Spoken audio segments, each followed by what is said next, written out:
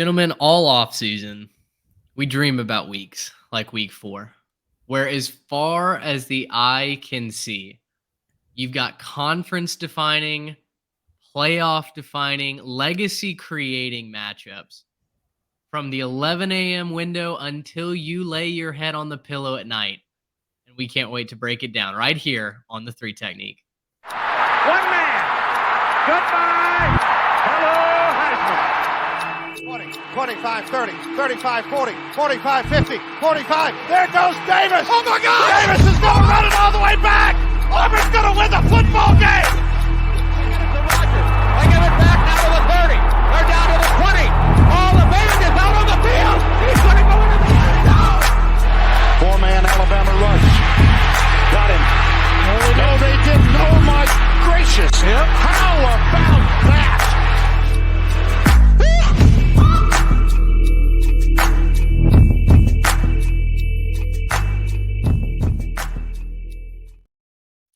Welcome one, welcome all to, the first of many Christmases during this season. Listen, if you're a college football fan, every Thursday through Saturday is kind of like Christmas, but week 4 especially, I don't know if this is the Christmas that comes along on a Monday so that you kind of get that whole week off of work the next week on top of a long weekend.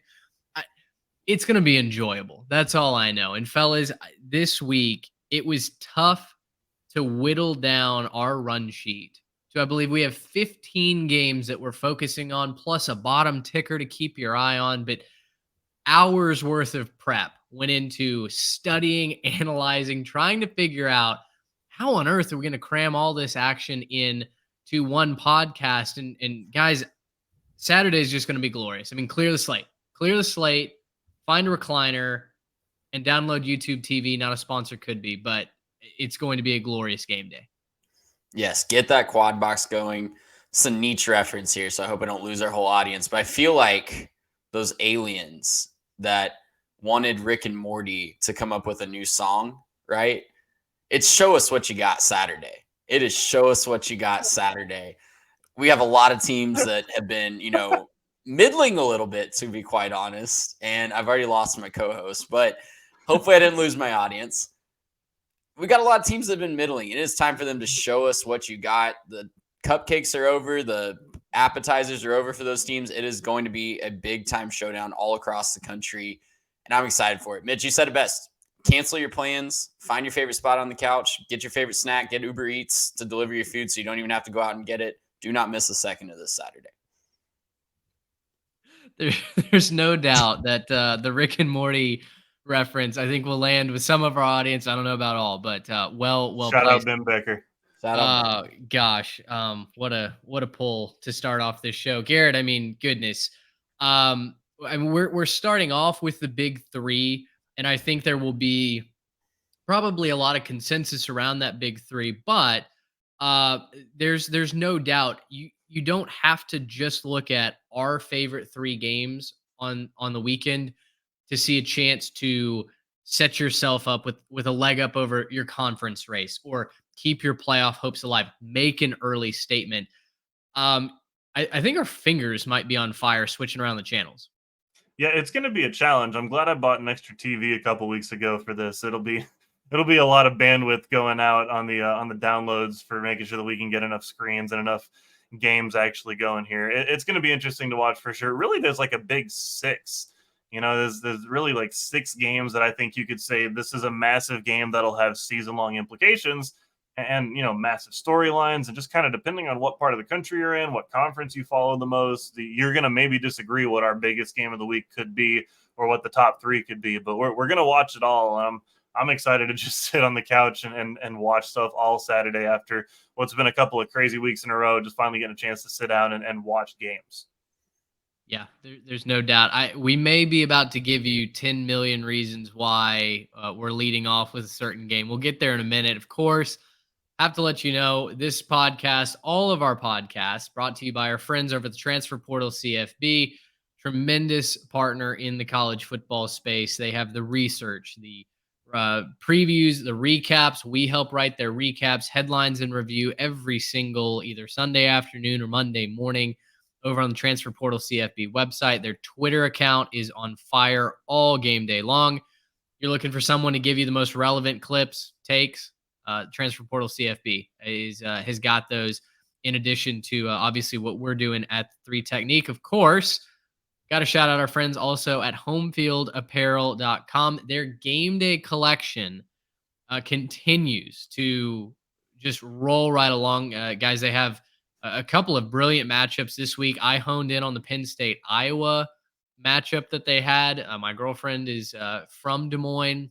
Her family is big Hawkeye fans. We bought matching, or not matching, but we bought Iowa shirts to celebrate the start of the college football season. I put out the question on Twitter: who are you buying home field for? Maybe there's I don't know if it's a loved one, a friend, a rival that you want to roll up to the tailgate with. You can do so. Homefieldapparel.com. Use our code 3TechPod for 15% off your first purchase. If it's not your first purchase, that's okay. We got you covered there too. Head on over to our Twitter account. There's a link that you can purchase directly there through. Garrett, you've retrofitted your closet. If you're watching over on YouTube, Garrett has, a king's ransom of home field in the background. Oh yeah, no, I'm pumped about it. I put a bunch of money into, kind of throwing up our sponsor behind me. So, I'll be kind of cycling through a couple, kind of rearranging some stuff. I got a bunch of home field in the closet right now. Currently wearing the Good Bull shirt from their Texas A&M collection. Got my Georgia Tech hoodie. I got Michigan, Maryland, the Utah Rose Bowl shirt over here in that all black. I'm going to be excited to wear that one out. SMU Ponies got that nice powder blue as well. So very pumped to be wearing all these very soon and to keep these rotating in the background. That's right. Homefieldapparel.com. Once again, 3TechPod, the code to use there. Gentlemen, let's get into it. 3Tech Big 3 to launch this episode. And we settled on 3 games that we not only feel like have obviously conference implications, but are affecting national favorites to go to the college football playoff. We'll get to ESPN's darling, Alabama, in just a moment. We'll talk about, Garrett, your darling in Utah as well. But we have to start with number 6, Ohio State, traveling to South Bend, Indiana to take on number 9, Notre Dame. This is an NBC game, 6:30 p.m. if you're in the Central Time Zone. And guys, from an X's and O's standpoint, to me, this is the best single game on the weekend. You've got top 25 defenses and top 25 offenses, top 5 defenses. So truly both ways, you've got unstoppable forces against immovable objects. And I think that is going to create incredible theater. We're hearing now that Ryan Day might have gotten an extension and a raise on his salary, which would make him one of, if not the highest paid coach in all of college football. That's just an added bonus. But then we also get to watch Sam Hartman go to work. And Hartman obviously is going to be captaining this Notre Dame offense that has really proven itself to be quite handy these first couple weeks of the season. Ohio State's offense finally woke up a week ago, crushed our hearts as Western Kentucky backers. But Trey, let's start with you. What stands out to you about a top 10 matchup where both teams, I think as the season is going along, certainly have their eyes on a national championship as the ultimate goal?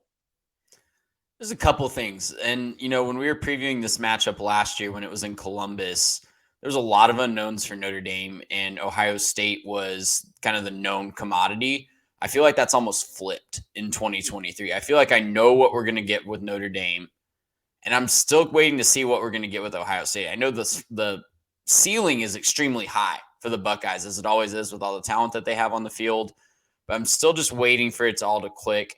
And we almost saw that last week, I think. We saw the potential of the defense. We've seen the potential of the defense all year, quite frankly. And I think that's been the most pleasant surprise for the Buckeyes this year.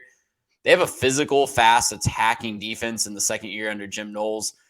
That was something that I was kind of highlighting in the preseason, right? It's a very complicated scheme to learn. They looked out of position at times last year, especially down the stretch and against teams like Michigan. But now that they have a year under the belt under Jim Knowles, it finally seems like they know what they're doing. And those fast, athletic players that they have all over the field are just in the right spot at the right time, making plays. And I know they haven't played the most difficult schedule so far. Notre Dame has certainly been more battle tested so far. But Ohio State's really impressed me with what they've done on the defensive side of the ball.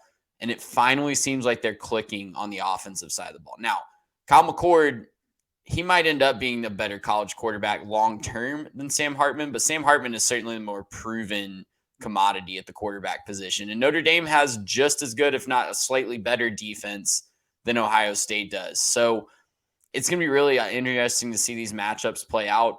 The one thing I'm concerned about with Notre Dame, I've been one of Sam Hartman's staunchest defenders on this show.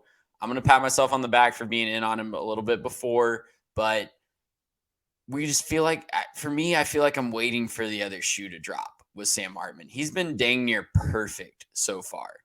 And I know that he got, the NC State boogeyman off of his back. He's looked really, really good against the Cream Puffs on their schedule. But what if Sam Hartman has one of those games where he just throws 2 or 3 interceptions? Can Notre Dame overcome that? Can this version of Notre Dame overcome that? This is going to be his biggest test so far. Ohio State, they've been hearing all week that the people saying that Notre Dame is going to get this win at home. I don't know. I'm still a game time decision on this pick. I'm leaning towards the Buckeyes on the road, getting this done somehow, some way, leaning towards, the more long-term known commodity. But it's been a season of the known commodities getting toppled early on. So that leads you to Notre Dame as well. Garrett, I know you've backed Michigan at many times during this season. And to Trey's point, Ohio State is certainly the more battle-tested team at the highest level over the last couple of years. Now, not this individual team, but just them as a program. There are all these expectations that, they should have beaten Georgia last year. They could have waltzed their way to a national championship by throwing for 800 yards against TCU, but they didn't. And the narrative around Ryan Day seems to be that he can get his team up to win, to play in all of these normal games. But as of late, when the spotlight is brightest, when the pressure is the most intense, his teams crack. Do you see that happening here in week 4 against Notre Dame? I don't think that they'll crack. I think that this will be a really good, really competitive game. Just looking at some of the things that we were highlighting in this graphic, I think as all of us expected, clearly, we were going to say Notre Dame has the better offense and Ohio State slightly edges them out on defense, right? That's what all of us thought going into this game, right? We all expected this. But no, kind of surprising starts to the season for both teams. We highlighted a couple of the matchups, looking at Sam Hartman versus the Ohio State secondary. Is he going to be able to have some success like Trey was talking about? What if he throws a couple picks? I don't see that happening. I think so far he's been surgical. He's just been, the money. He's been exactly what you want from a veteran quarterback, and he's let his playmakers do their thing, right? We're seeing, Jalen Greathouse explode in front of our eyes, and Tyree has, been kind of a revelation at wide receiver for them as well. So we're kind of seeing their playmakers start to rise up, something Notre Dame's been missing for a little while. But then, you kind of flip the script and you say, well, look at the other side of the football. Because Ohio State's offense is a thing that we've been expecting to be amazing, just for years and years now, right? We go into the season, we say, well, Ohio State's going to score points, but what are they going to do? And we don't even consider what they're going to be able to accomplish on the football field. And that highlight that we have right there, TreVeyon Henderson versus those Notre Dame linebackers, I think is where this game is made. I think you're going to have mixed success passing the football if you're Ohio State. Not that they're not going to be good, but that Notre Dame has an elite secondary. They're very good on the back end, not as strong on the line of scrimmage, but those linebackers are really, really talented. So if those linebackers can fit their gaps and stop the run game for Ohio State, then I think this is a long night for the Buckeyes. But if Ohio State can do enough in the run game, not, rush for 200 yards, not, score multiple rushing touchdowns and multiple long breaking runs, but if they can just do enough to take the pressure off of McCord, give him the ability to throw the ball, air it out a little bit, get the safeties back, right? Make the safeties have to collapse a little bit so that they're they're running with guys and get a little bit more man coverage on the outside. That's where I think Ohio State is able to succeed. Are they going to be able to do it? As of right now, I don't think so. I'm leaning Notre Dame to win this one. I'm going to pick Notre Dame to win this one outright. I do think they're the better team. I did pick them to go to the playoff, and I don't think that happens if they lose to Ohio State here. So I'm going to pick them to beat the Buckeyes in this situation, and I think, kind of make a statement because they have to have this, right? This is something I've mentioned multiple times in Notre Dame. They have to pass the eye test. If they don't, they're not going to make the playoff. And so they have to pass the eye test. They're going to have to do it on the biggest stage, and I think that they will against Ohio State this time. I'm right there with you. I think that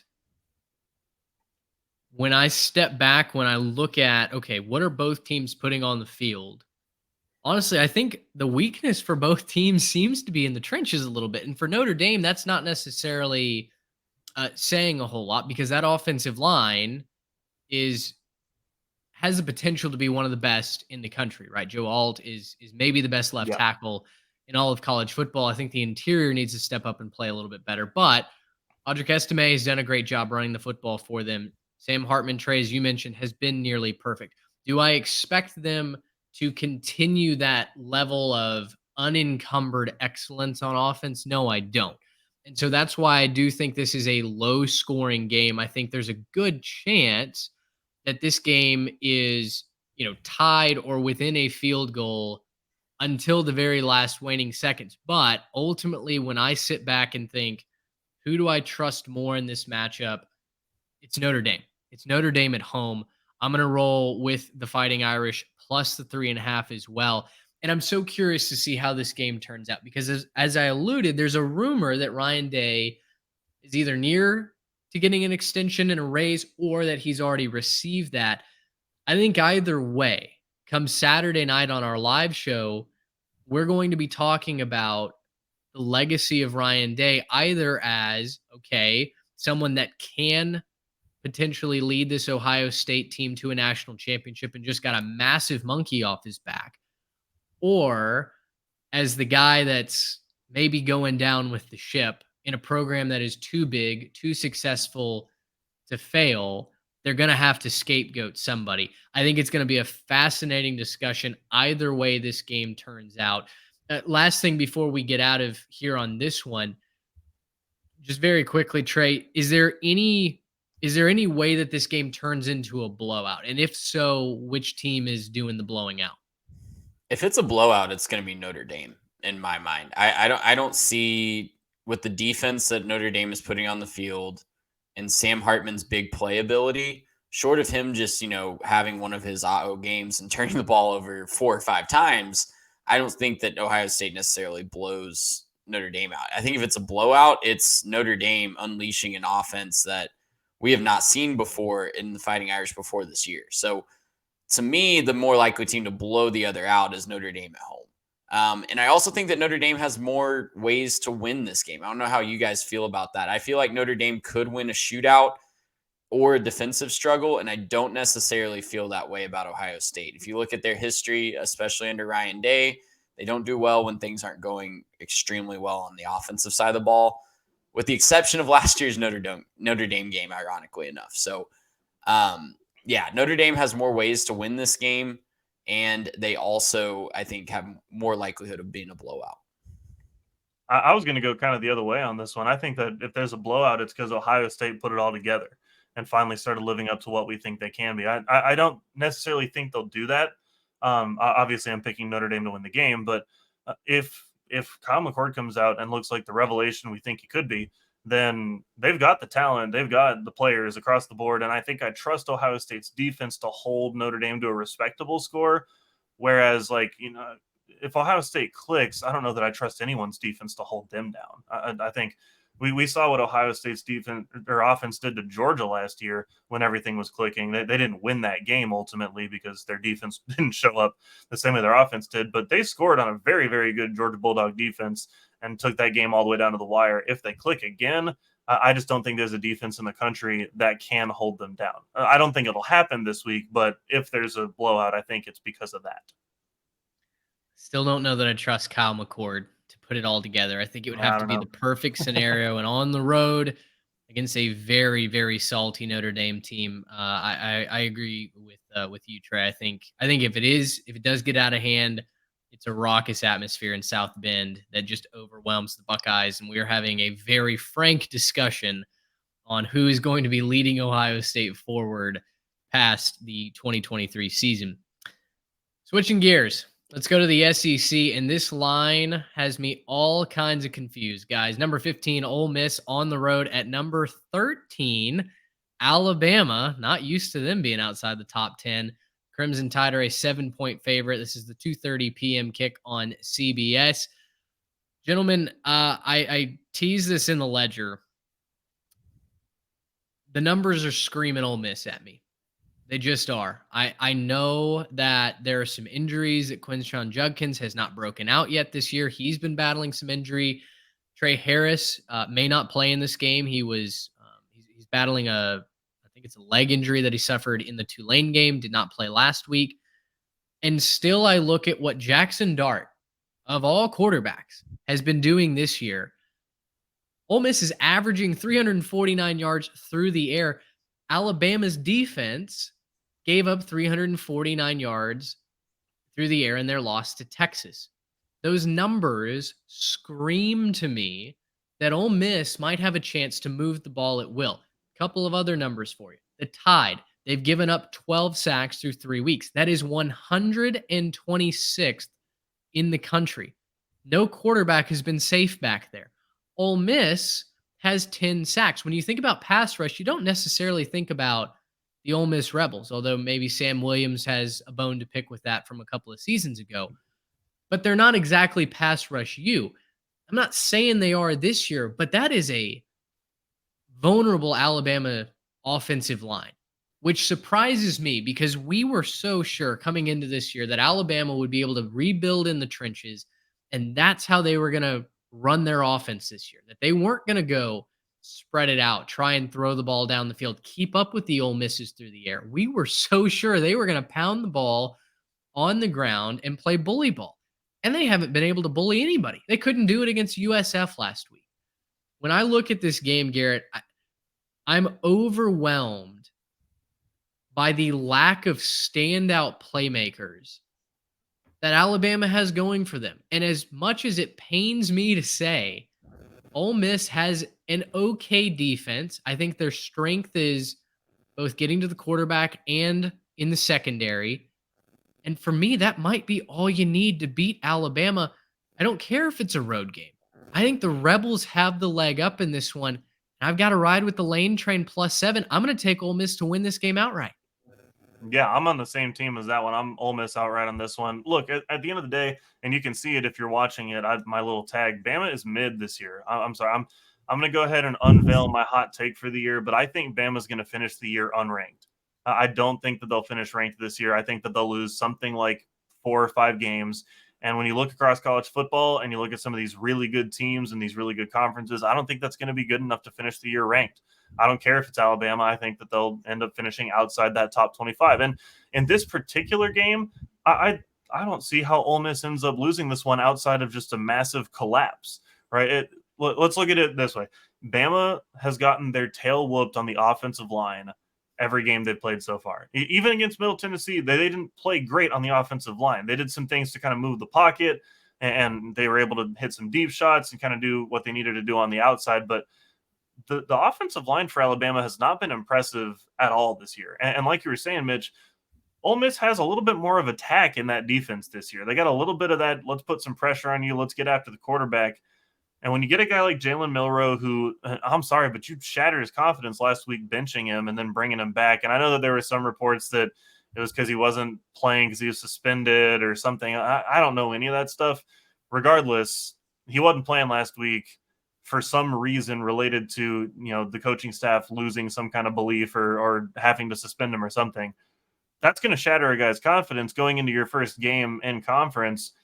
And, oh, by the way, it's Ole Miss, who's probably got the best offense, I would say, right now. If it's not them, it's LSU. Maybe it's A&M right now in the SEC. So they've got an elite offense. I think Quinshon Judkins is going to have to get going a little bit in this one to make it happen, but I think he will. I haven't seen anything from Alabama so far to suggest that they're going to be able to stop the run effectively.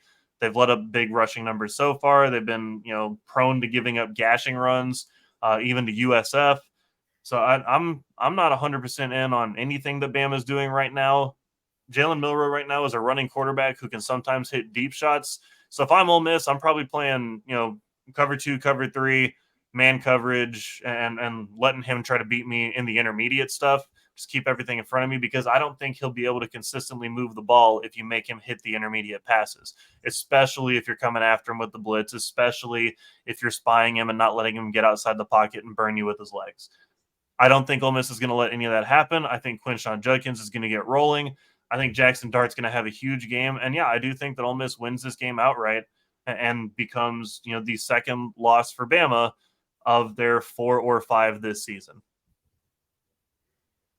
Yeah, this is such a swing game for Alabama, because if they win this game, if they find a way to win this game when the whole world is picking against them, then you have to put them right back at the top of the SEC West pecking order, right? Like, you have to put them, I think that changes, it fixes a lot of things if they're able to win this game. Ole Miss has looked pretty much consistently, if not the best, maybe the second best team in the SEC West so far this year. And if Alabama's able to knock them off at home, then I think that fixes a lot of problems in the minds of a lot of people. But if they lose this game, then, guys, you might be looking at a 2022 Texas A&M-esque collapse. Like, I don't think that's out of the question. It could spiral extremely quickly, because that team that was on the field last week looked like they wanted to be anywhere but Tampa, Florida.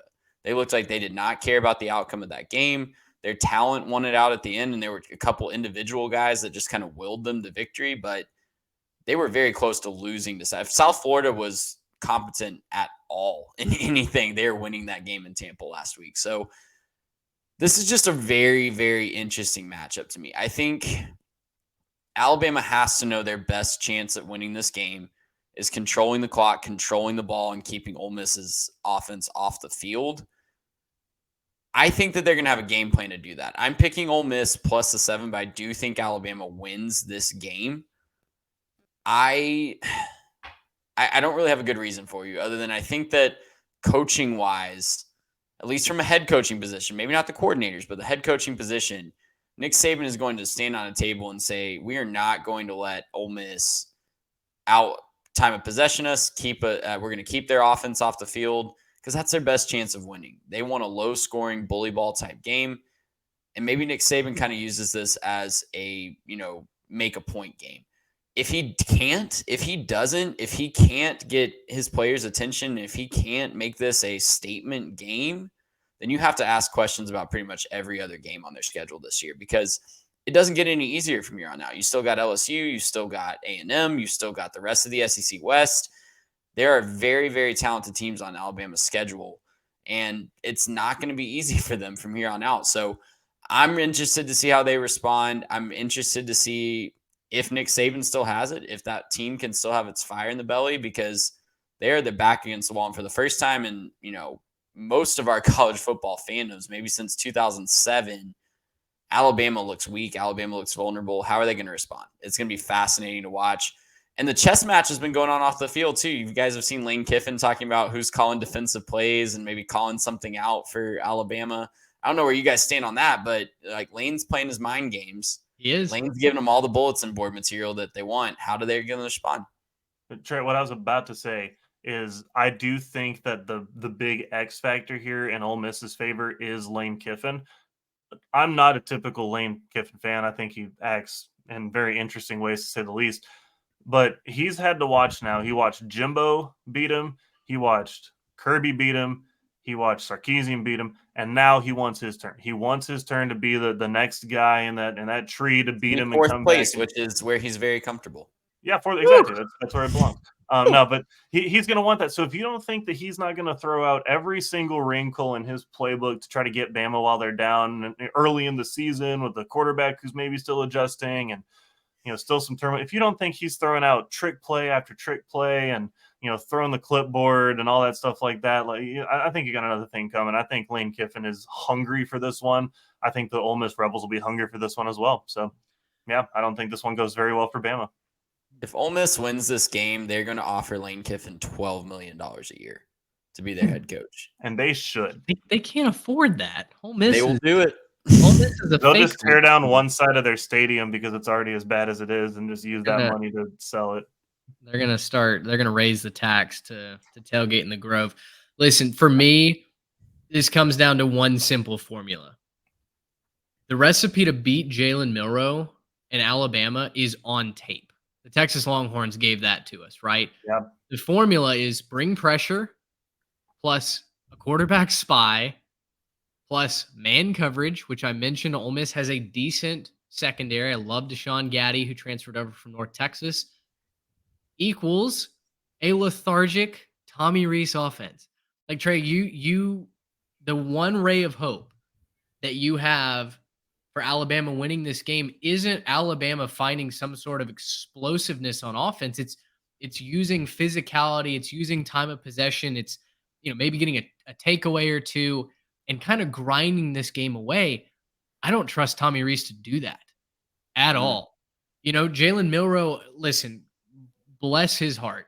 I think he is a tremendous athlete. I think he can be a good quarterback, but he's not a consistent quarterback. And his play caller, for sure, is not a consistent winner in that box, right? What is Tommy Rees given us to believe in him? It seems like the way that the quarterback room has been handled is Nick Saban saying, you can't find a way to win. Okay, I will. Right. And whatever the truth is with why Jalen Milroe did not play last week, but he's starting this week, the dumpster fire that was Ty Simpson and Tyler Buckner and Tommy Rees trying to figure it out against one of the worst teams in the FBS, it just doesn't inspire a lot of confidence. And so even if Johnny Manziel was calling or was quarterbacking for Alabama, I'd still be going, that guy that's calling plays isn't very good. And at some point, you got to know that the X's and O's weigh in on this as well. I just feel like the play calling advantage, talent aside, the play calling advantage is on Ole Miss's side. And that's why I'm ultimately riding with the Rebs. Another statement game. If Ole Miss can win, I think they take the driver's seat in the SEC West. Now, Absolutely. LSU, their loss is obviously out of conference. They still have their destiny in front of them as well. But boy, it adds an extra ingredient to an SEC race that we haven't really considered since, I guess, midway through last year when Ole Miss started out so hot and then absolutely fell apart. Good news for Rebs fans, you're in the front half of the season. So the Lane formula is start hot and then maybe overcook it at the end. But I like the Rebs here, plus the 7. All of us are taking Ole Miss to cover. Our final Big 3 game, UCLA, Utah, the number 22 team in the country, just declared Dante Moore is the starting quarterback. About dang time. Chip Kelly, they go to Rice-Eccles Stadium where Utah defends a 16-game home winning streak. The Utes are 4.5-point favorites, at least when we took this number. 2:30 p.m. game on Fox. Guys, Trey, when I look at the X's and O's, it's pointing that Utah's defense is going to match up against a very good, very explosive UCLA offense. Which side are you trusting more, leaning towards in this football game? I think UCLA is going to be a little bit too explosive for Utah. I think Utah's kind of gotten away with playing a couple teams in Florida and Baylor that are not explosive. We're working out things on the offensive side of the ball, or we're playing backup quarterbacks in Baylor's case. And I know Utah's been playing a backup quarterback, and Cam Rising might be able to play in this game. We've been hearing he's kind of day-to-day game time decision for a couple weeks now. If they're saving him for this game, I totally understand that strategy. But even if he is back, guys, he has not faced live action since the Rose Bowl, and he's going to be a little bit rusty. So if he is even slightly off to start the game, UCLA's rushing attack and UCLA's pass rush are going to take full advantage of that. So I'm riding with UCLA in this one. I think UCLA has been quietly just dominating their schedule so far. I know the Coastal Carolina game was a little bit closer than they thought, but the defenses look better. They have shut down some pretty decent offensive teams, and they put up a lot of points on some pretty decent, albeit G5 defenses so far this year. So I'm rolling with UCLA, guys. I really, really like Carson Steele as a running back. I think Dante Moore is due for a full breakout performance. What better way to do it than in front of everybody playing the defending champion Utah Utes? I think that UCLA's offense, if it can get going early, has a chance to dictate the pace here. The issue that I'm running into is this will be Dante Moore's first true road test. And like you said, this will be as prime time as it gets given the TV schedule, right? Like there are so many games that I wish were being played under the lights and are either morning or afternoon games. It is what it is on the 4-letter network, or on this case on Fox. But Utah, yes, has played 2 Power 5 teams that, listen, neither of them are going to blow you away offensively. But I will say Florida looks a lot less pathetic than what we initially thought after last week's kind of drubbing of Tennessee. Now, Baylor is a bad football team. I think they're going to get run against Texas this weekend. But regardless, I still think that Utah's defense is the more attractive side to me here. And I told you this off air. My gut was to go UCLA plus the number when I first sat down and watched this, and started prepping this. This was a 6.5 point line. It was immediately bet down to a 4.5 point line, literally in the span of a couple of hours as I was doing research for the show. But as I kept trying to make that UCLA pick, I kept coming back to Utah does incredible things at home on their defense where it is a no-fly zone and they make you turn that football over. I wonder if they can rattle Dante Moore early, if that's not a point of no return where Utah grabs the momentum and never lets it back. I'm gonna underthink Express this one. I'm gonna go Utah minus the number at home. Trust the better defense. Very smart, Mitch. Very smart. Don't overthink it. Look, everybody knows I love my Utah Utes. I got the Rose Bowl shirt over here. We'll put that aside. I am going to pick Utah, but here's why. I know Cam Rising is still a game time decision. If it's not Cam Rising, just to be clear, it has to be Nate Johnson. He's been the better quarterback so far, and it's not close. People who aren't watching close are saying, oh, yeah, well, he's got legs. Guys, he's completed 68% of his passes as opposed to Bryson Barnes completing 48% of his passes. He has more passing yards than Bryson Barnes. That's in 5 fewer attempts as well, and that doesn't include as well that massive 70-yard over-the-top Bryson Barnes first play from scrimmage of the whole season. He also hadn't thrown a pick yet. Oh, yeah, and Nate Johnson has rushed 33 times for 148 yards. That's 4.5 average for 3 touchdowns. So Nate Johnson has to be the guy if it's not Cam Rising. Now, if it is Cam Rising, signed, sealed, delivered, get this one out of here, no problems, right? But when you look at the defense for Utah, currently the 10th ranked scoring defense in terms of opponent points against, they're giving up 10 points a game so far. I know that they didn't play anybody, but they did play Florida, who just kind of smacked around Tennessee for a little bit. So we can talk about that one. But they also give up, here's the key stat, 65 yards per game so far against teams that I think want to run the football primarily. I think Carson Steele comes back down to earth a little bit in this game. I think that Utah is able to kind of dictate what they want to do in this game. And I am going to go ahead and pick the Utes to win this one with the minus 4.5.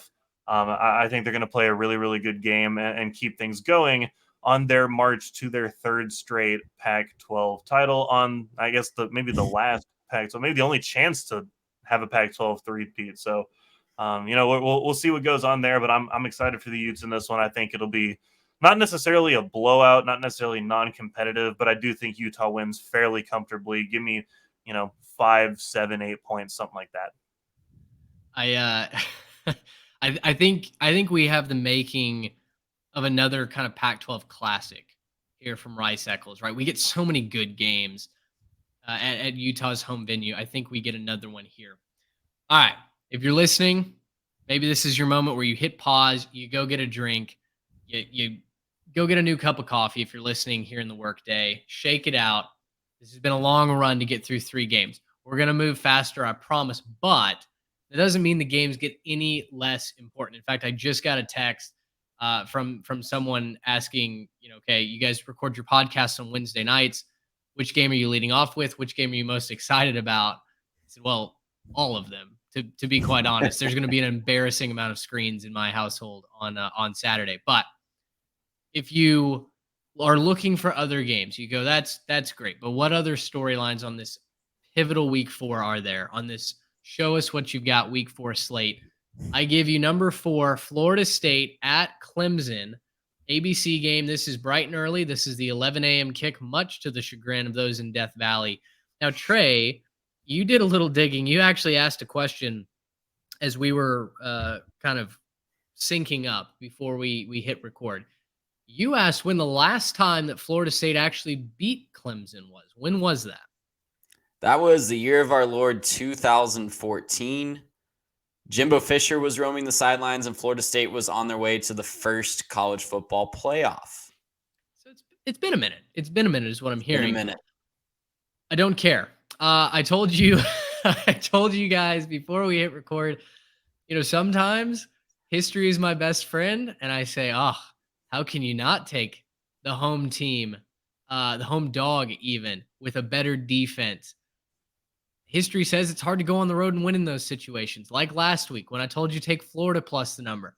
And I was right about that. This week, history doesn't apply. Give me Florida State minus the 2. They're the better football team. I like their offense. I just don't trust Clemson's ability to keep up in a shootout. It's not like Florida State's defense is any slouch, right? It's not like they're all sizzle and no steak.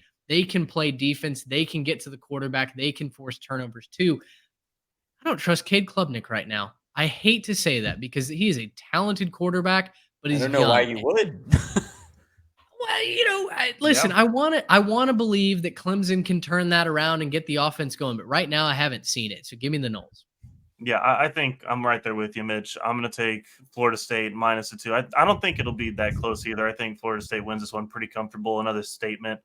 Look, I haven't been impressed with Clemson, but I've been really impressed with Florida State. A real attacking defense.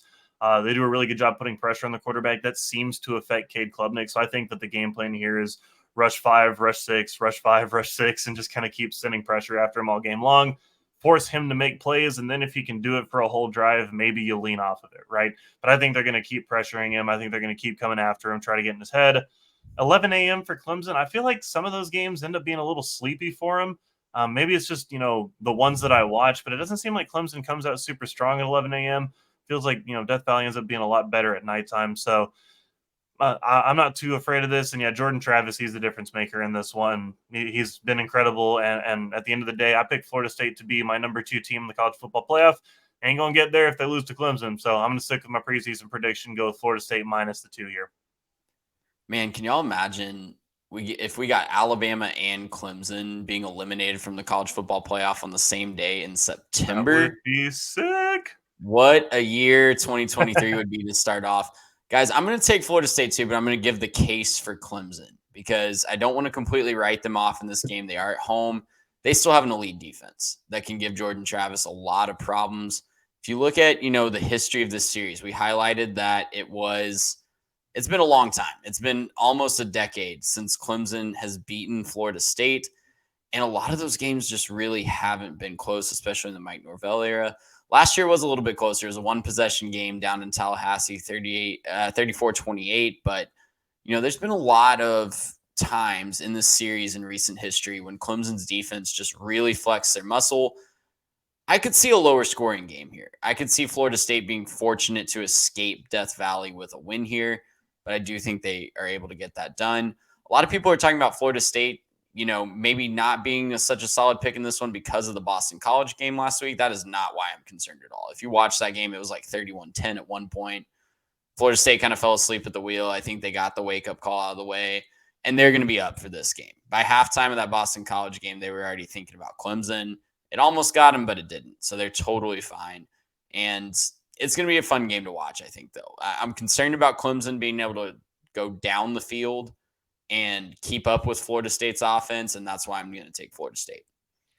There's no doubt. Florida State's defense especially did not exactly wow you last week. And in their defense, their total defense took a hit statistically, Clemson's got the 4th best total defense. Florida State is ranked right now at 104th. Now, when you dive into the advanced metrics, turnovers, sacks, tackles for loss, their defense is a lot better than 104. So don't look into that number and just go, oh, well, how on earth could you defend Florida State's defense? I will, like you're saying, Trey, I can absolutely see why this line is only at 2, right? To look at what the media is saying about Clemson and just discount this game would be a total mistake. Florida State has to be on their A game in order to go into Death Valley and win this game. There's absolutely a reason that the line is under a field goal. But I like Florida State's ability, even in a close game, to have an explosive play, to have some game-winning drive that pushes them over the edge. And essentially, this line's a pick 'em, right? So as long as Florida State doesn't win by 1, you're into cover town if you're the Noles. This is a chance. If Florida State's going to make the playoff, this is a chance to rewrite the narrative, to make a statement and claim the ACC as your conference here in 2023. I've been a big believer in Noles coin since Mike Norvell took over. I think this is another step in the direction of Florida State becoming the alpha in that conference. Who knows what happens down the line if the ACC expands, retracts, whatever. But for 2023, I think this is their conference. To be guys, the man, you got to beat the man, right? To be the man, True. you got to beat the man. And you got to Very show true. us what you got. Show us what you got Saturday. Garrett, you termed our next game the Pac-2 Bowl. And hey, listen, there is a rumor that the Pac-12, and I mean by the Pac-12, I mean Washington State and Oregon State, might be in talks for a relegation model with the Mountain West Conference. How exciting would that be? A little Premier League action for you after dark over on the West Coast. Oregon State, 14th ranked team in the country. They are 3-point favorites on the Palouse at number 21, Washington State. A 6 p.m. kick on Fox, so a middle of the afternoon kick over on the West Coast. This game is very close when you look at the metrics. And I think the temptation is to say, well, Oregon State has made more national headlines. They've had more maybe impressive highlights, and they're being talked about more. So why wouldn't I go with the Beavers?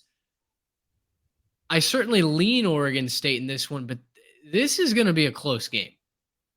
Yeah, I think this one will be pretty close. It'll be a tight one. I do think that the clock rules probably contribute to that as well, because I do think we'll see a lot of running of the football on both sides. I mean, you'll see it a lot more from Oregon State. You know, Washington State, they obviously throw a lot, but you're going to see the clock running because they'll complete a lot of passes, and then just, you know, the clock will keep dumping off. So I do think that I'm going to pick Oregon State in this one. I just kind of trust what they are a little bit more.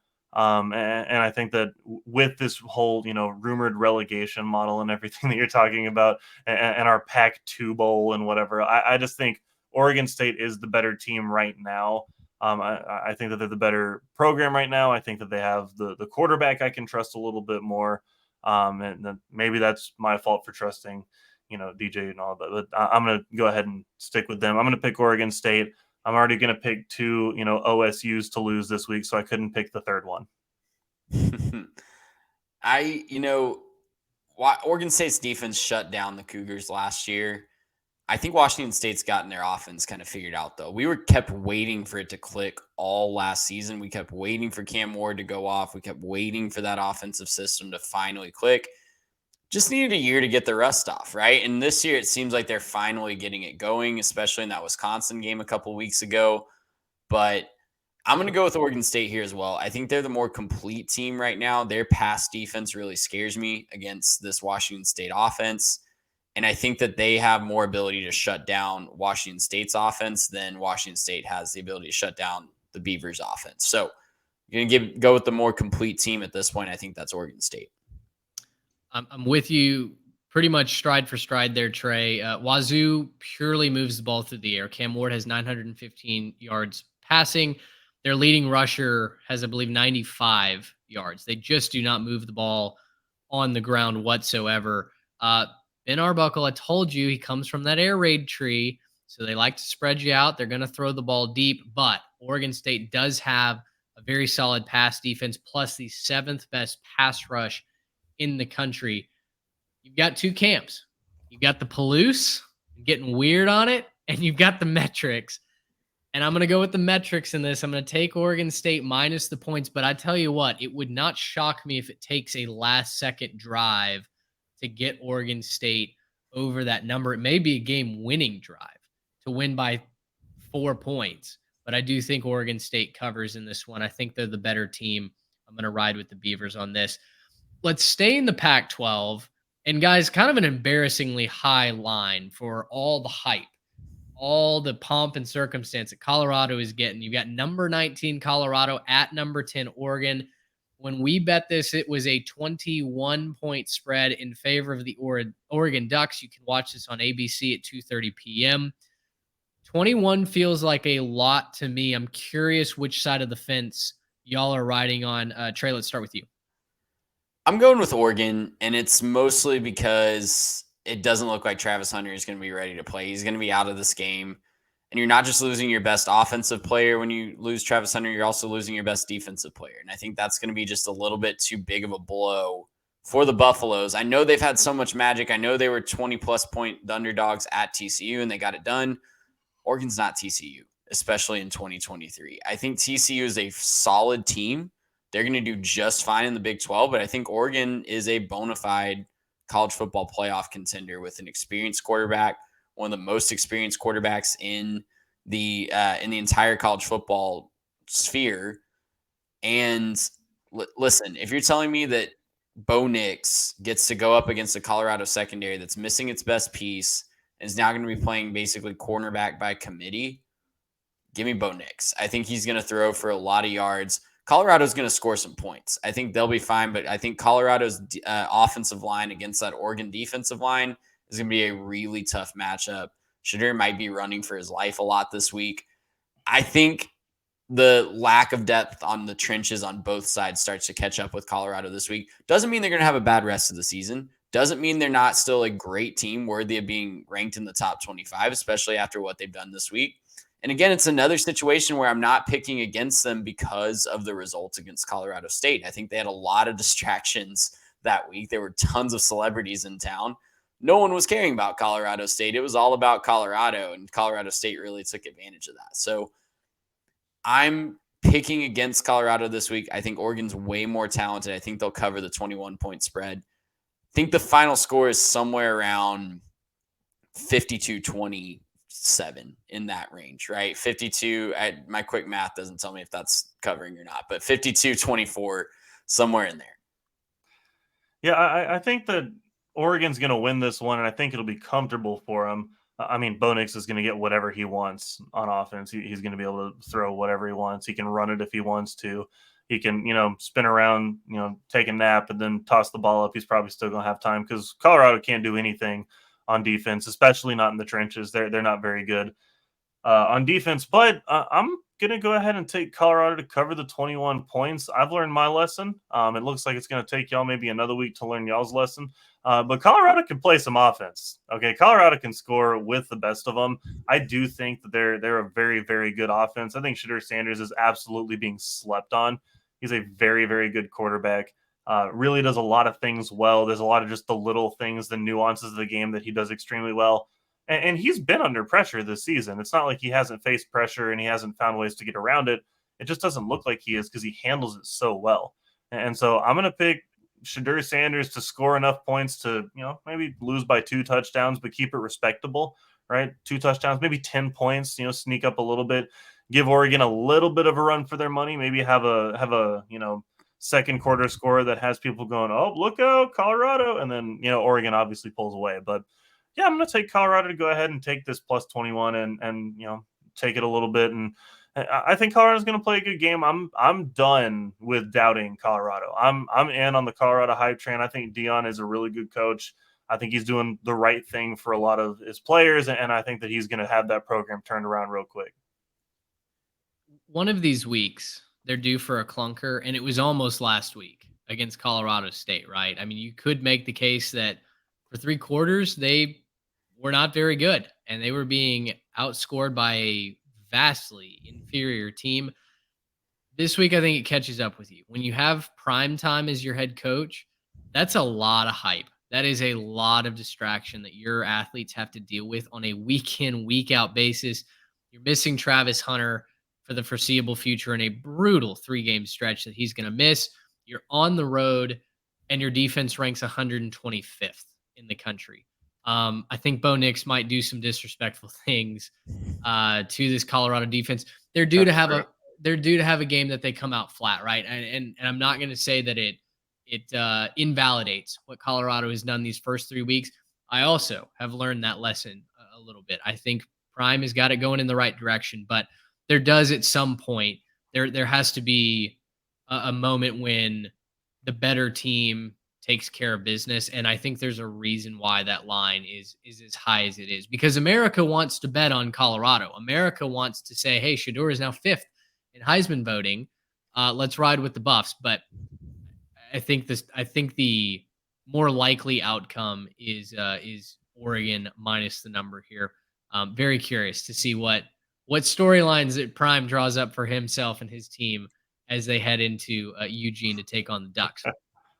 Big Ten country. We've got number 24 Iowa, number 7 Penn State. The Nittany Lions are 14.5-point favorites. This is a 6:30 game on CBS. Guys, you are both on Iowa plus the number. I'm the lone wolf riding here with Penn State, and I'll tell you why. Iowa's missing their 2 starting running backs. They're missing their starting tight end in Luke Lakey. Their defense, of course, is as good as ever. They do a great job playing defense, but I don't know how they move the football in this game. It's the whiteout game for Penn State. The place is going to be rocking. Penn State did not necessarily look super impressive last week on offense, but their defense did pick off Luke Altmaier 4 times. The run defense was certainly much improved from what we have seen. If you are going to exploit this Penn State defense, it is up the middle running the football. I just don't know who Iowa is going to turn to in the running game that will be able to make the difference. I think this is like a 20-3 kind of boring Big Ten defensive slugfest, but that's all I need to get my cover. So I'll take Penn State at home minus the number. Yeah, I'm concerned about Drew Aller after what we saw last week against the Iowa defense, and I think that's why I'm taking Iowa to keep it close. He didn't turn the ball over, but he wasn't efficient throwing the ball, didn't throw a touchdown, only completed 48.5% of his passes. And, the offense really struggled. They were still able to run the ball relatively well. They put up, I think, what did they end up with? Like 30 points last week. So it's not the worst offensive output in the world. But I'm concerned about Drew Aller against this Iowa defense. It's definitely going to be the best defense he's ever faced in his young career. And I think that does enough to keep it close. So I'm taking the Hawkeyes plus 14 and a hook. Yeah, I'm taking them as well. Look, this is a revamped, rejuvenated, lively Iowa offense after that 41-point explosion last week. I mean, come on, that's something to be excited about. We're on pace now. They're averaging 28.3 points per game. That's on pace. Well, I'll take it at this point. And also the other big number, he's going to keep his job now. If he might mess around and keep his job on accident. But look, at the end of the day, they're giving up 12.3 per game. I don't think Penn State's a good enough offense to take advantage of that and to really push that number up too much. I could see them scoring maybe 16, 17 points in this one. But I think Iowa's going to do some stupid stuff and just score a few more points to cover this one. I do think Penn State wins. But I think this is one of those really, really dumb games where it's like a 16-9, and somehow it was like a touchdown and a safety or something like that. Not even a field goal, or just a really weird game. And this game, little programming note, will be happening to the best person possible. I'm going to pull this up from Twitter real quick. Gary Danielson will not be calling the Alabama Ole Miss game on CBS. He's being sent to call the Iowa Penn State game, which I think is one of the funniest things that I've read in a while. And it couldn't be happening to a better guy to just have to sit there and watch punt after field goal, after position, after, turnover on downs and stuff like that. That is a piece of news that I think Big Ten fans are now mourning. Gary's going to love that. What are you talking about? That is his brand of football. He can't stand these up-tempo, uppity offenses. He always has to remind you that the defense gets to sub when the offense subs every week, every time. true. He does. Well, he's do not that. going to be doing it for Alabama. He won't be carrying Nick Saban's water or handbag or whatever he asked him to. That he will be sad about. That he will definitely be sad about. Fun note: Penn State, Rutgers, the only two teams in the Big Ten to be 3-0 against the spread. Just saying, we could break a streak. We could make it 4-0. I like the chances to make it 4-0. Last main feature: Arkansas at number 12, LSU. The Tigers are 18-point favorites. 6:00 on ESPN. Once again, I'm opposing you guys. You are LSU minus 18. Which one of you wants to defend and make the case for the LSU Tigers? Because it doesn't please me to make the case for Arkansas, but I'm going to try. What happened for Arkansas last week? Well, they lost to BYU at home. Yeah, that would be the important one for me. That's sorry. I don't believe in Arkansas. I don't think they have a very effective offense. I don't think they have very much on defense after watching BYU carve them up. And I don't think it's going to work against LSU. I'm going to pick LSU minus the 18. They're going to get after the passer. They're going to throw the ball all over the yard. It's going to be a big offensive day. I think LSU's in this to make statements this year. I know that they got embarrassed week 1, but I think that embarrassment is now fueling them a little bit. And they're kind of having to push this a little bit and say that, hey, we're going to need to make some statements along the way if we want to make the playoffs. So I'm gonna take it to make some statements. Go win big on this one, LSU. It's going to be a rough night in the swamp for Arkansas here. It's going to be tough down there on the bayou. Baton Rouge, not the swamp. No, it's down on the bayou. That's a swamp down there. Have you not seen that? Well, have you been to Baton Rouge, Louisiana? Yeah, a swamp. I'm just making sure we're not. No, not the swamp. It is down there they're in the swamp in Baton Rouge. A swamp. Cane break. There's cane breaks everywhere. They're playing at Death Valley, and it's going to be a rough night. Those LSU fans are crazy. The Atchafalaya swamp. Driving over that long bridge.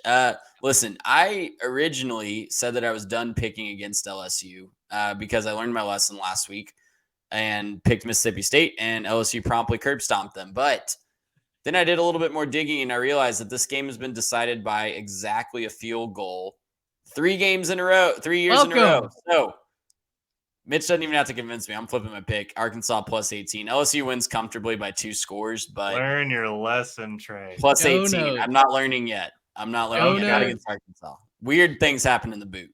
They do. Show notes for the win. I also went, LSU, gosh, it feels like they should win this game by a lot. What do they do? What do they do against Arkansas? Because every time this game comes on, it feels like Arkansas is uncomfortably close to beating the Tigers. And sure enough, that's exactly the case. The last time LSU handled Arkansas comfortably was 2019. That was a generational, maybe the best football team in college football ever. And it took that to blow the Razorbacks out. Doesn't matter if Arkansas is a good team or not. This is typically a razor close game. So, Trey, that's exactly where I went. I think LSU wins by 10, by 14. They can win by 17. We still get there. Arkansas plus the points on the road. It's a rivalry game. You throw the stats, you throw the metrics out the window. The Razorbacks find a way to keep this game close. I know they lost, but I'm just going to go this time when history suits my purpose. I welcome it with open arms. So we'll take Arkansas plus the points. One more weird nugget about this one. This is the earliest these two teams have ever played. I'm going through the game list right now, and I thought it was weird that LSU and Arkansas were already playing when I saw that on the schedule this week.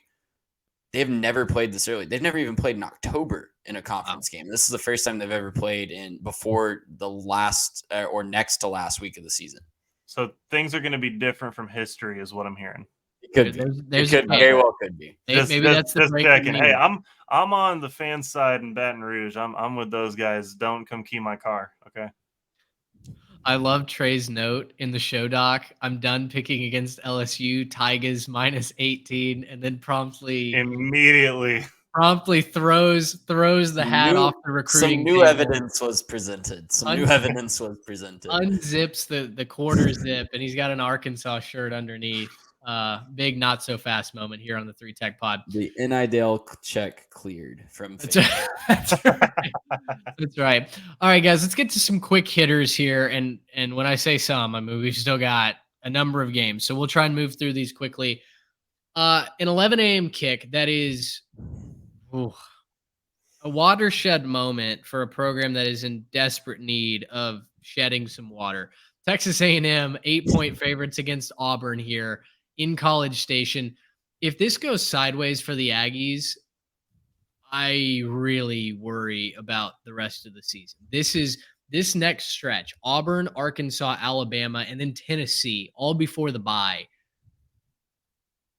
If A&M can find a way to drop, maybe they don't drop a game. Maybe they run the table and suddenly they are right back on track and all the Jimbo haters are gone away. More than likely, though, they have a tendency to slip up in one of these games. And that Auburn team catching more than a score on the road makes me really nervous.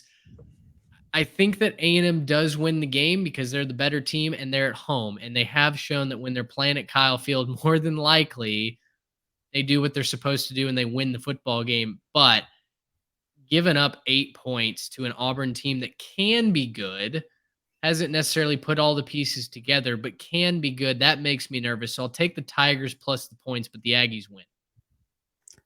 I'm taking A&M. Listen, if A&M is anywhere close to where they should be, they should win this one by multiple scores. Like Auburn, I don't think is going to be anywhere close to the top of the West this year. The West could get crazy, and Auburn could definitely find their way more towards the top. But generally speaking, I think they'll be closer to the bottom than the top. If A&M is who they want to be, they need to win this game by multiple scores, and I think they get it done. If they don't, the current price of oil is $90 a barrel, and that's good news if you're a Texas A&M fan. That's one of the best ways you could have put that, Trey. No, I think A&M needs this game. Jimbo needs this game. Everyone across the board at this point needs this game. And I think A&M gets it done. They've got one of the best offenses, I think, in the SEC. I'd put them right up there with LSU and Ole Miss. And I think that they're going to be able to do what they need to. Auburn, not that good on the back end. They have some good players back there, but I don't think that they're there as a unit. They are able to rush the passer sometimes, but still not really gonna rely on that against Texas A&M. They're gonna struggle, I think, to get after Connor Wigman. I think he's gonna have what he needs to score a whole lot of points. And I don't necessarily believe in the Aggie defense right now, but I think they're gonna do what they need to. Peyton Thorne, I don't think is a good enough player. They haven't really shown that they have enough packages with Robbie Ashford to throw the ball out of. So don't think that they're going to be much of a threat. They could score, a fair amount of points in this game. But at the end of the day, A&M needs this game. I think the fans know it. I think Jimbo knows it. And I think they're going to be ready to go. So I'm going to go ahead and take A&M minus the 8 points in this one to roll through this and get to the next phase of, let's stop panicking and figure out if we're, back to where we want to be as a program. Unless your name is Jared Stidham, who wanted to play for the Aggies but didn't get a chance to, Auburn traditionally beats A&M when they run the football well. I don't think they're going to be able to run on the defense this year. The rushing defense has taken a step forward, as much as a step forward as the secondary has taken a step backwards. So I think for what Auburn does well, A&M is prepared for that. SEC opener for Hugh Freeze, and I will note that the road team traditionally had won this game in the series, although the home team has won each of the last 3 times. So recent trends, buy into whatever you want, but I think A&M should win this game. BYU at Kansas. BYU is the worst 3-0 team in the country, gentlemen. I have no problem staking my flag on that. Kansas is 9.5-point favorites, and they're one of the most efficient offenses in the country. They didn't look great last week. I'll give you that, but it was a road game. It was a late night game. I don't know. Maybe there was something in the pregame pasta, in the carb loading. I think Kansas gets back to it this week, and I think they win comfortably. Give me the Jayhawks minus the number. I'm going to take BYU. I think you're giving them a little bit of disrespect there. That's more of a testament to the Kansas defense than anything. I'm still not sold on Kansas being able to win by multiple scores against a competent team with the defense. So I'm going to take BYU to keep it close, but Kansas to ultimately win at home. Yeah, I still don't think Kansas has completely clicked on offense yet. I still think they're kind of looking to put it all together. So I'm thinking they take a step in the right direction. It's kind of a gut on this one. I don't really have lots of reasons to. I just kind of feel like they're going to put it all together. against the BYU team that I'm kind of with you, Mitch. I think there's some fool's gold in the pot in this one. So give me Kansas minus 9.5 to win this one and kind of stay atop the Big 12 right now. Earlier, I dropped a stat from the Big Ten. There were 2 teams. They're 3-0 and taking us to Covertown. Penn State and my Rutgers Scarlet Knights. They are 24-point dogs on the road in the Big House. Number 2, Michigan. It's an 11 a.m. game, a sleepy Big Ten Network kick. You guys are both on the Wolverines in this one. Garrett, team that is near and dear to your heart. Why does Michigan run away with this? Well, I think the fact of the matter is Rutgers right now is just kind of Michigan light. I think that they kind of play the same style of football that Michigan plays. They like to run the ball. They want to kind of out physical you. They want to, get their defenses there and play really good defense and do that. I just think the problem is Rutgers is playing Michigan, right? They're playing the team that they're supposed to be that version of, right? They're modeling after that. But Michigan is much better across the board, better athletes, a lot more talent, a lot more effective at what they do. I think the formula for beating Michigan is what TCU did, right? Where they just throw such a dramatic style change at them that they're not used to, and you just kind of surprise them, take them off guard. But look, Michigan on defense, they look against this offense every single week. I don't think that they're going to be able to score very much. I don't think Rutgers scores very much, that is, and I think that Michigan is going to take a step in the right direction. They got their stinker out a little bit last week, and I say stinker, they still won the game pretty handily, but JJ didn't have his best game. I'm going to guarantee you he got after it in practice, does a lot better job this week, and I think that they're going to win this one by a whole bunch. You guys are burying the lead. Jim Harbaugh is back, baby. He is back on the sidelines, and I think Michigan wins this one by right about 24 points. I'll go ahead and take them to cover. Rutgers has looked really, really good. I don't want to shade Rutgers. I'm very happy for them. This is the best start they've had in a very long time. And they've looked really good against the competition they played so far. This is just too big of a step up for them, though. And I think Michigan will take care of business relatively easily. They're going to run the ball. The clock's going to run. I would be tempted to take the under at 44 points, but that's definitely going to be, around. It should be right around there, and Michigan should, take care of business. I also would be very tempted to take the under. Both of these teams stake their reputation on defense. They run the ball a lot. Play action is going to be fun. Garrett, you mentioned both these teams are very similar. Both like to draw you into the box and then run a bootleg and throw it over the top. Every time Virginia Tech crept close enough to make me uncomfortable last week, remember I took Rutgers minus the number, they would run play action and Gavin Wimsatt would either throw the ball or he would just scamper away from everybody, and we got to Covertown. I think Rutgers has to hang on a little bit more this week. Obviously, I don't think they're going to catch Michigan by surprise, but I do think their defense does enough to keep this a low-scoring affair, and they hang around. I think if you're telling me they lose by 21, I think that's no hit against what Rutgers is going to do the rest of this season. They're a plucky team. I think they can get to a bowl game, but it also will check the boxes for Michigan. And so in that way, I think Michigan late, if they're up by 20, 21 points, we're taking knees. We're running out the clock, and I think I can get the backdoor cover that way.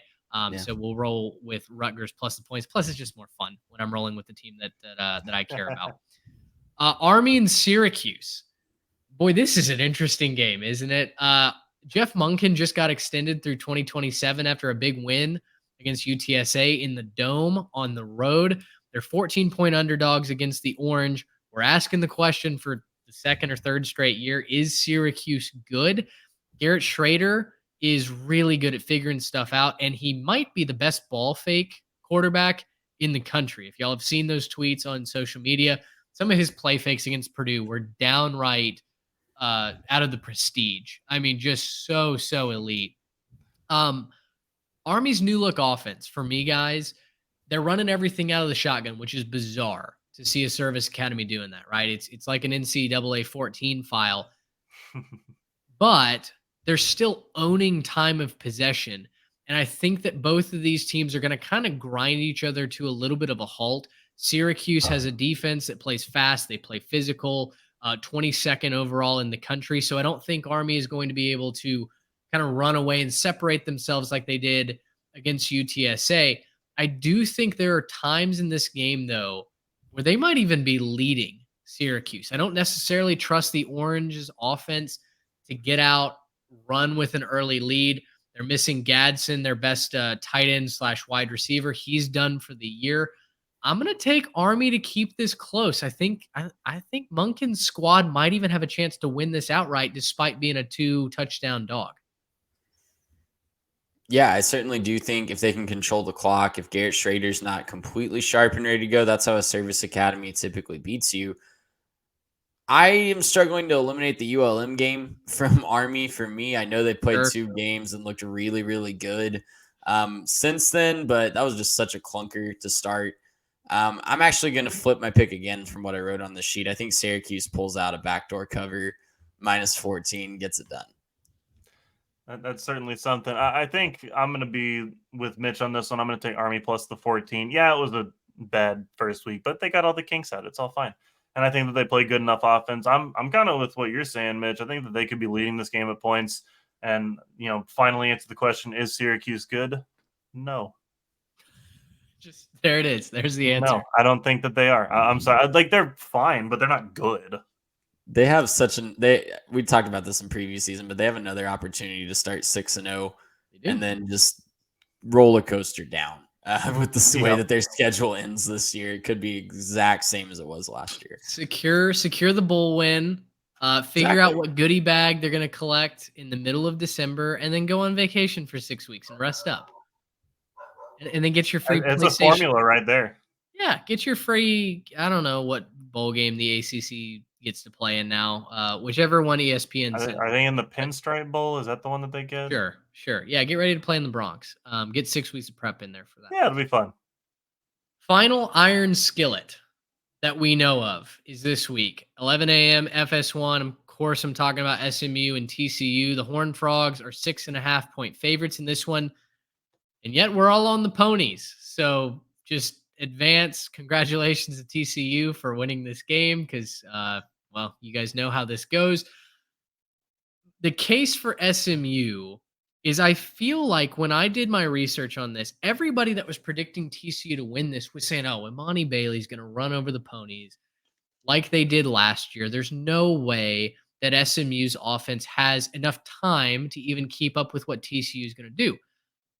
Trey, I wonder if these people writing those previews have watched the SMU defense because stopping the run is what they're actually geared to do this year. They have a much bigger, much more physical defensive line. Their secondary has actually been much improved this year as well. They held Oklahoma to, 24 points? Is that right? I believe that SMU can keep this close. I don't know if they win it outright or not because they are going on the road, but sure. Give me 6.5 points in a rivalry game. I think they keep it close. Yeah, 28 points, but the point still stands with Oklahoma. Yeah. And they passed the eyeball test for me when we saw them live earlier this year. So I'm right there with you. SMU plus 6.5. They're going to be motivated too in this last rivalry game. That's a big X factor for me. They would love nothing more than to knock off TCU the last time that they get to play them. And knocking them off in Fort Worth, right? Being able to go to their place, punch them in the mouth. Look, I think that the SMU offense is going to be way too much. They got the 2-headed attack out of the backfield. LJ Johnson, Jalen Knighton, both over 140 yards early in the season. And I just think I'm looking up and down this list. RJ Maryland, the tight end, is going to be fantastic. Jordan Curley, Jordan Hudson, Jake Bailey. There's too many weapons for SMU right now. And we saw what Colorado did, carving them up with, kind of a ragtag bunch at the point in time and not maybe a super, super high-level talent group, but they all played well together. I'm going to watch Preston Stone dictate the way that this game goes, do what he wants to on offense. I think SMU is going to put up a bunch of points, and I'd probably pick him to win this game. 2 more quick games to get to. Garrett, you're on Wyoming minus the 2.5 against App State. This is a 6 o'clock kick on CBS Sports Network. Defend the Cowboys.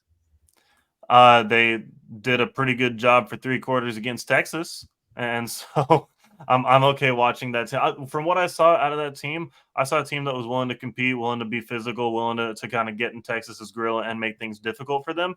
And I think that they can do the same thing to App State. They're playing this game at home. They already beat Texas Tech. This is a really good Wyoming team, and I'm going to go ahead, take and win this game -2.5. I think this one is one of my least. I'm feeling real confident about this one. I don't have a whole lot of doubts about the way that this one goes. Yeah, App State hasn't been as impressive for me outside of that North Carolina game. They definitely got up for that one. But Wyoming has been great at home, and Wyoming, I know they're not playing a team from the state of Texas, but I think they'll still look good this week. App State, to me, when they're playing well, is the more complete, the more balanced team. We don't know if Andrew Peasley is going to be back at quarterback. Now, that didn't necessarily matter for Wyoming, although their defense kind of carried the pail for them against Texas last week, and ultimately their inability to score against the Longhorns was what prevented that upset. I may look like an idiot Saturday night, but I'm going to take App State. I feel like eventually, when you have some of these group of 5 teams that don't score particularly well, right? I'm thinking of like a Troy.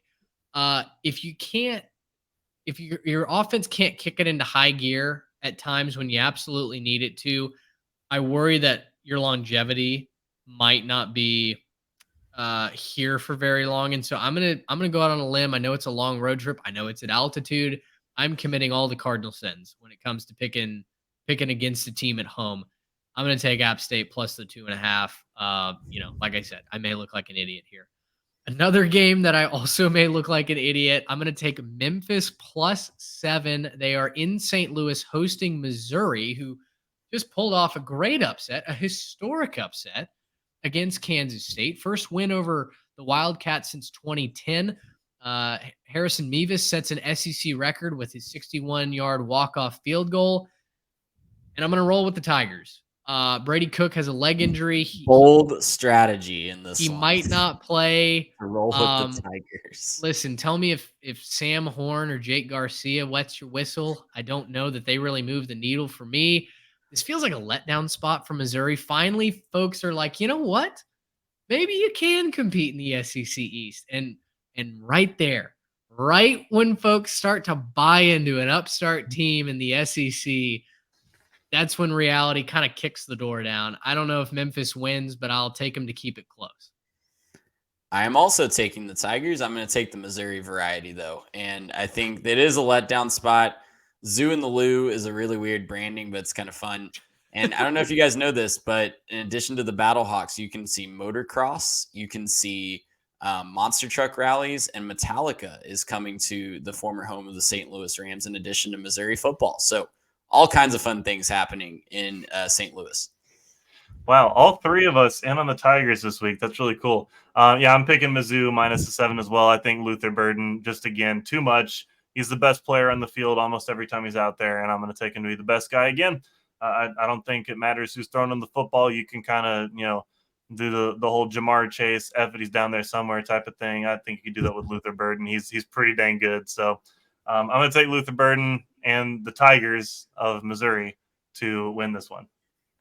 Correct me if I'm wrong. Maybe this is anecdotal, but Missouri typically struggles with Memphis, right? Like, I don't feel like they've put away Maybe. Memphis convincingly. I'll stall for you just a minute, but without a starting quarterback, their defense is certainly the best thing going in this game for Missouri. That is, and I think you got to see that firsthand against Kansas State last week. But if Cook's not in there to sling the rock, I wonder what they do offensively that sets them apart. And I think that's why I'm going to roll with Memphis. Trey, did I buy enough time? You did, and I hate to say it, but unless you're referring to the upset in Como in 1996, these teams have only played once this millennia, and it was in 2018. Missouri won 65-33. Okay, well then clearly I'm thinking of something else. So that truly was I'm glad I let off with that's an anecdotal example because that could not have been more of a wrong take. This isn't Were you not live. watching in 96, Mitch? Was that not what you were was not. I believe I was a newborn that season. So, probably wasn't locked into regional St. Louis football. Guys, those are 15 games that we strongly encourage you to watch. Now, Trey, you added a watch the ticker section, and it starts on Thursday night, Georgia State Coastal, a Thursday night clash, 6:30 ESPN. Listen, what else are you doing with your life besides watching a little Sunbelt Funbelt on Thursday night? Like, this is what you Saquon should Barkley's do. hurt. You don't need to watch the NFL. That game's going to be boring. Exactly. Well, and they're playing. Are they playing the Vikings? Who are they playing? No, they're not the playing. 49ers, I think. 49ers. So That's they're going to be a rout. Watch who cares? And watch it's the NFL. 3-0 It's not as Georgia fun as State. college. Yeah, watch 3-0 Georgia State play Coastal. That's going to be a lot of fun. Wisconsin at Purdue is Friday night. I gave that one out in the Ledger. Head on over to that YouTube video if you want to see which side I went with. Oklahoma, Cincinnati, another good one. Cincinnati fresh off a loss to Miami of Ohio. It seems like everything's clicking for Oklahoma. Texas goes to Baylor, which that might be a funeral in Waco if Texas has their way with them. UCF Kansas State's going to be a lot of fun. Trey, you gave out the over in that game. That could be a whole lot of points scored if Timmy McClain can rally the troops at UCF. And Cal at Washington, kind of a sneaky good game. Maybe Cal does have offense. Guys, I don't know. I think Washington is clearly the better side in this, but a decent defense, a surprise offense. Maybe they give Washington a little bit of a run for their money. Kind of closing thoughts. Garrett, let's start with you. Which of these games, if you have an extra monitor, if you have an 8th monitor spare, which game is on that monitor? And I do have the 8th. I'll be sparing. I'm going to split screen it. I'm going to go Cal Washington, and I'm also going to go Texas Baylor. Cal Washington, because I think it's actually really interesting. I'll be watching that one super late at night, staying up, keeping up with that one as it goes. We'll be, probably watching that one as we're doing the podcast in the live segment. But also, I'm watching Texas Baylor, not for any particular reason on the field, but I just kind of want to see how the Baylor fans react to sending Texas off. I think they're going to, if you know anything about Baylor fans, they can sometimes get a little rowdy and a little bit out of order. And I just think the Baylor fans are going to be a lot of fun to watch. So don't let me down. Good old Baylor line. Give it to them on their last trip to Waco. Not the Baptists. They're going to spike the watermelon at the church picnic on Saturday. That Babe's chicken is not baked. It's fried, dadgummit. That good old Baylor line. Yeah, they're going to be singing a lot of that. Yeah, I'm interested in how Wisconsin handles Purdue. That's kind of a big prove-it game for me. UCF Kansas State, though. I think that's going to be a really fun one. I wish John Reese Plumlee was playing in this game for UCF. Unfortunately, he's still injured. But I think there's still going to be a lot of points, lots of fun. Definitely check the ticker with all those other big-time matchups. You might need to pull up your phone.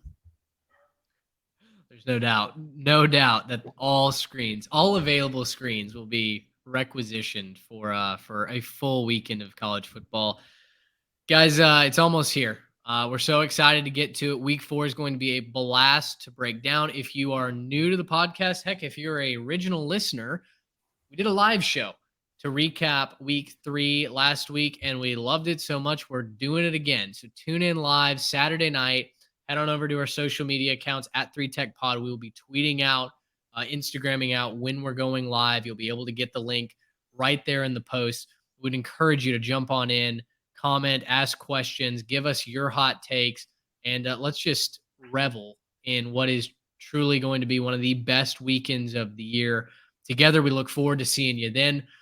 Until then, though, enjoy all the games. For Trey Reeves, for Garrett Turney, I'm Mitch Mason. Thanks so much for listening. Until next time, so long, everyone. Gracious, how about